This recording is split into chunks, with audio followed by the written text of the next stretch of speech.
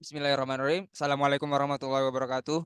Kami dari kelompok 9 ingin mempresentasikan hasil kerja kami yang berjudul Implikasi Transisi Demografi Terhadap Pembangunan. Sebelumnya saya ingin berterima kasih kepada Bapak Dr. Ade Jamal Mirdad SEMSI selaku dosen pengampu mata kuliah Ekonomi Kependudukan dan Sumber Daya Manusia. Berikutnya saya ingin memperkenalkan anggota kelompok saya yang terdiri dari ada Anita Nurlianda dengan NIM akhir 108.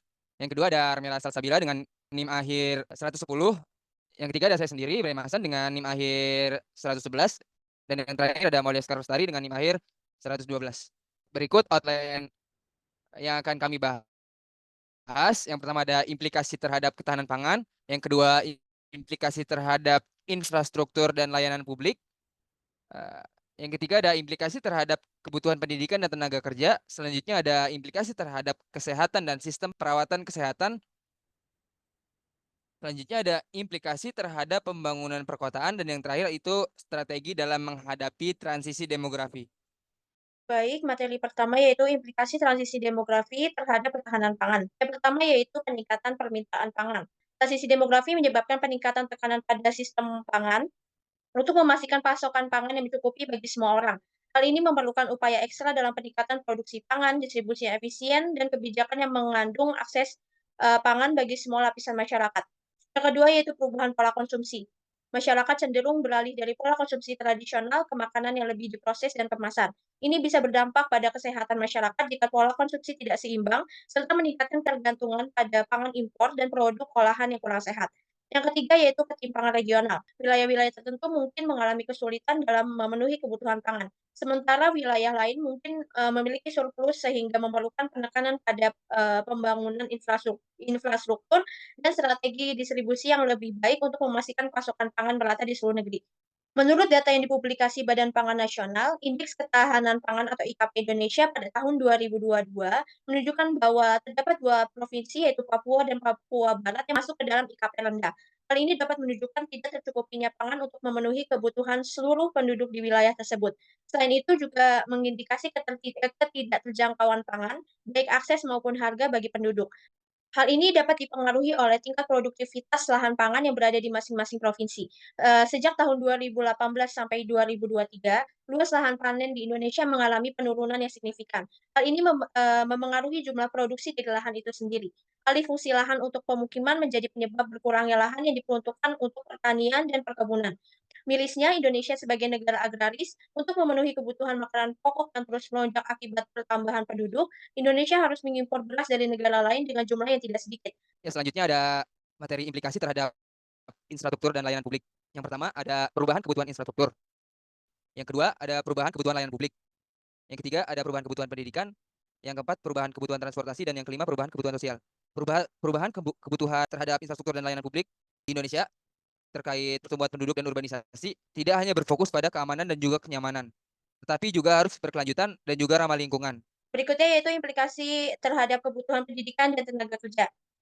Yang pertama yaitu kebutuhan pendidikan, yaitu peningkatan permintaan pendidikan, kemudian tantangan kesenjangan pendidikan. Transisi demografi menyoroti perlunya upaya lebih lanjut untuk meningkatkan akses pendidikan, terutama bagi kelompok masyarakat yang rentan seperti anak perempuan, anak-anak dari keluarga miskin, dan anak-anak dengan disabilitas. Dan yang terakhir yaitu peningkatan kebutuhan pendidikan sepanjang hayat untuk meningkatkan keterampilan dan kemampuan angkatan kerja agar tetap relevan dengan perkembangan zaman. Selanjutnya yaitu implikasi terhadap kebutuhan tenaga kerja. Yang pertama, adanya peningkatan jumlah tenaga kerja yang menjadi aset penting bagi pertumbuhan ekonomi negara jika tenaga kerja ini dapat diberdayakan secara efektif. Selanjutnya yaitu peningkatan permintaan lapangan kerja. Yang ketiga yaitu peningkatan kebutuhan tenaga kerja terampil. Dan yang terakhir yaitu kerja yang beragam dalam sektor formal dan informal. Selanjutnya ada implikasi terhadap kesehatan dan sistem perawatan kesehatan. Yang pertama itu perubahan pola penyakit yang merujuk pada pergeseran dalam jenis penyakit yang dominan dalam suatu populasi. Yang kedua ada perubahan sosioekonomi. Ini mengacu pada perubahan dalam struktur sosial dan ekonomi masyarakat, termasuk perubahan tingkat pendapatan. Ada perubahan perilaku, ini mencakup perubahan dalam perilaku individu atau kelompok yang dapat mempengaruhi kesehatan. Yang keempat ada peningkatan kualitas sumber daya manusia. Dan yang terakhir ada integrasi sistem kesehatan nasional. Ini merupakan upaya untuk mengintegrasikan berbagai komponen sistem kesehatan dengan tujuan meningkatkan aksesibilitas, keberlanjutan, dan kualitas layanan kesehatan secara keseluruhan dalam suatu negara.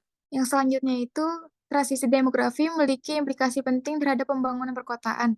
Yang pertama ada pertumbuhan ekonomi. Transisi demografi dapat membawa dampak positif atau negatif terhadap pertumbuhan ekonomi. Saat tingkat kelahiran lebih tinggi dari tingkat kematian, negara dapat menikmati bonus demografi yang merupakan potensi ekonomi yang lebih besar karena adanya keluarga yang lebih banyak dan produktif. Namun, jika tingkat fertilitas berkurang, rasio ketergantungan akan meningkat yang akan memerlukan penambahan investasi pada jaminan sosial dan sistem kesehatan. Yang kedua ada alokasi sumber daya. Transisi demografi dapat meningkatkan potensi pertumbuhan ekonomi melalui alokasi sumber daya yang lebih efektif. Misalnya jika tingkat kelahiran lebih tinggi dari tingkat kematian, negara dapat memiliki lebih banyak tenaga kerja yang muda dan produktif yang dapat digunakan untuk mengembangkan sektor industri dan perkembangan ekonomi. Yang ketiga, kesehatan. Transisi demografi dapat mempengaruhi kesehatan masyarakat, terutama jika terjadi perubahan dalam pola mortalitas. Yang keempat, pendidikan. Transisi demografi dapat mempengaruhi pendidikan karena perubahan dalam pola kematian dan kelahiran dapat mempengaruhi distribusi usia penduduk. Yang kelima, pembangunan manusia. Transisi demografi dapat mempengaruhi pembangunan manusia seperti angka harapan hidup, angka kematian bayi, dan indeks pembangunan manusia. Yang terakhir ada kesadaran dan perencanaan.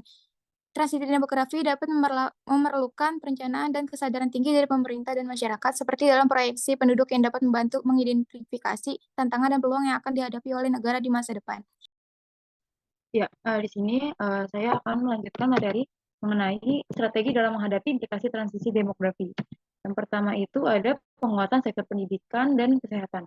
Di sini pendidikan yang pertama itu ada peningkatan akses pendidikan pada seluruh jenjang pendidikan. Ini tuh termasuk peningkatan jaminan pendidikan, peningkatan kualitas dari pendidikan, dan peningkatan sumber daya dari pendidikan. Lalu yang kedua, ada peningkatan kompetensi guru dan tenaga pendidikan. Ini termasuk peningkatan kemahiran guru dan tenaga kerja pendidikan, serta peningkatan pengetahuan dalam bidang pendidikan. Lalu yang ketiga ada peningkatan investasi di bidang pendidikan, yaitu ini tuh merujuk pada peningkatan belanja pendidikan, peningkatan investasi di bidang pendidikan, dan peningkatan investasi dalam infrastruktur pendidikan.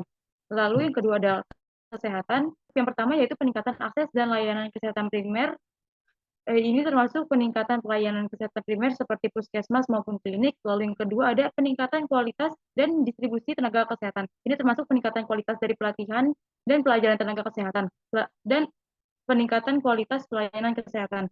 Lalu yang ketiga ada penguatan teknologi kesehatan dan kemandirian farmasi dalam negeri. Ini termasuk peningkatan dan kemahiran dalam teknologi kesehatan, peningkatan kemahiran dalam farmasi, dan peningkatan kemandirian farmasi dalam negeri melalui investasi dan pengembangan. Baik, di sini ada data.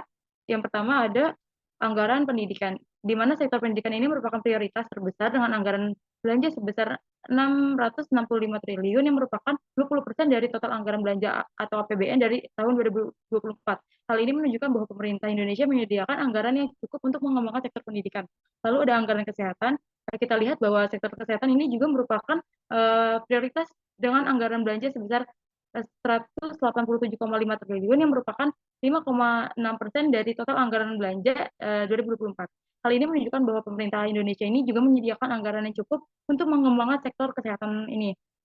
Lalu di sini merupakan arah kebijakan dalam merespon perubahan demografi dan epidemiologi tahun 2020 sampai 2024, yang dimana adanya epidemiologi ini berubah permintaan pelayanan kesehatan dan SDM. Yang selanjutnya itu ada pembangunan infrastruktur dan perkotaan yang berkelanjutan. Dapat dilakukan dengan beberapa langkah. Yang pertama ada peningkatan ketersediaan infrastruktur yang disesuaikan dengan kebutuhan antar wilayah, seperti jalan, transportasi, dan komunikasi akan menjadi prioritas dalam pengembangan kawasan perkotaan. Yang kedua ada pemerataan pembangunan antar wilayah, termasuk mengurangi ketimpangan pembangunan antar wilayah yang menjadi salah satu agenda pembangunan nasional. Yang ketiga ada pelaksanaan strategi pendidikan, kesehatan, dan pekerjaan menghadapi berbagai tantangan, diantaranya penerapan kebijakan analisis, serta komitmen dan dukungan politik. Ya, baik, di sini ada sub yang ketiga yang dimana pengembangan keterampilan dan peningkatan produktivitas tenaga kerja. Pertama ada keterampilan. Pertama ada pengembangan keterampilan digital yang merupakan program pelatihan tentang literasi digital, analisis data, dan penggunaan teknologi dalam meningkatkan produktivitas tenaga kerja. Lalu yang kedua ada kolaborasi industri akademis, membina kemitraan yang kuat antara lembaga pendidikan dan industri ini untuk memastikan bahwa kurikulum dan program pelatihan selaras dengan kebutuhan industri. Lalu yang ketiga ada program pelatihan inklusif yang dimana mengembangkan program pelatihan inklusif ini yang melayani kelompok-kelompok yang terpinggirkan termasuk perempuan, penyandang disabilitas, dan pekerja lanjut usia. Lalu Yang keempat ada dukungan pemerintah, yang dimana dengan adanya dukungan pemerintah ini seperti subsidi pemerintah untuk program pelatihan dan insentif pajak bagi perusahaan yang memprioritaskan pelatihan karyawan dapat mendorong inisiatif pengembangan keterampilan. Lalu yang terakhir ada pemantauan dan evaluasi, di mana menetapkan kerangka kerja pemantauan dan evaluasi ini untuk menilai efektivitas program pengembangan keterampilan untuk memastikan bahwa inisiatif pelatihan ini tuh mencapai tujuan. Lalu yang kedua ada peningkatan produktivitas tenaga kerja, yang dimana subbab pertamanya yaitu program peningkatan keterampilan kerja dan pelatihan ulang, yang dimana menerapkan program pelatihan keterampilan dan pelatihan ulang ini ditargetkan untuk meningkatkan keterampilan tenaga kerja dan memastikan bahwa mereka tetap relevan di pasar tenaga yang terus berubah. Lalu yang kedua ada sistem manajemen kinerja, di mana menetapkan tujuan kinerja yang jelas dan memberikan evaluasi secara memotivasi karyawan meningkatkan sebuah produktivitas dari mereka. Lalu yang ketiga ada otomotif yang dimana baru dapat dan daya.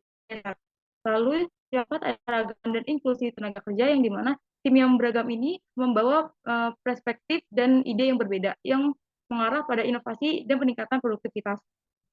Lalu yang terakhir ada budaya perbaikan berkelanjutan, yang dimana menumbuhkan budaya perbaikan berkelanjutan, di mana karyawan didorong untuk mengidentifikasi inefisiensi, menyarankan solusi, dan berpartisipasi dalam inisiatif perbaikan proses.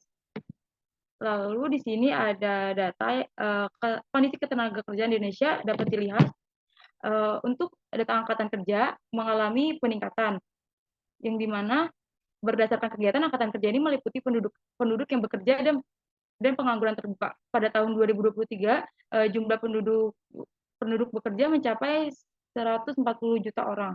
Jumlah ini meningkat sekitar 8,8 juta orang atau sekitar 6,71% pada periode 2021 sampai 2023. Lalu di sini ada pengangguran terbuka, yang dimana pengangguran terbuka ini semakin lama semakin menurun. Pengangguran terbuka ini meliputi penduduk yang tidak bekerja dan sedang mencari pekerjaan atau mempersiapkan suatu usaha baru atau merasa tidak mungkin mendapat pekerjaan atau kita sebut putus asa. Sesuai dengan definisi tersebut, bahwa jumlah pengangguran terbuka di Indonesia ini terus menurun dalam sebanyak 1,24 juta orang pada tahun 2021 sampai 2023. Begitupun dengan tingkat pengangguran terbuka atau TPT turun sekitar 1,17% pada periode yang sama. Yes, sekian dari kelompok kami. Kurang lebihnya mohon maaf. Assalamualaikum warahmatullahi wabarakatuh.